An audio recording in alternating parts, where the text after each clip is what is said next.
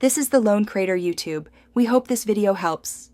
You want to get to Palm Jumeirah efficiently? Start by choosing transport right now. If you're near Dubai Metro, take a taxi from Dubai Internet City or Nakheel to the Palm entrance. Alternatively, plan for the monorail once you reach Palm Gateway. It saves walking and gives views.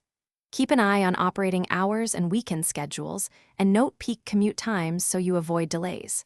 Once you've picked a mode, book or call a ride and head out. Aim to arrive 15-30 minutes before your planned stop. Once you're en route, focus on navigation and transfer points.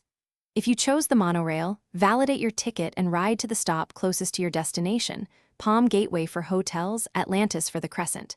If you're in a taxi or ride-hail, tell the driver the exact drop zone, Boardwalk, Marina, or Crescent. This avoids being dropped on the trunk. Make sure you have contact details for your hotel and a map app offline. If you plan to walk, pack sun protection and water. Distances can be longer than they look. When you arrive, complete arrival steps deliberately.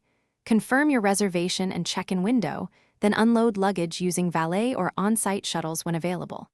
If you're visiting Atlantis or a beachfront spot, follow signage and designated access points to avoid restricted areas. Make sure to pace your time. Walking the trunk can take longer than planned, so you don't miss bookings.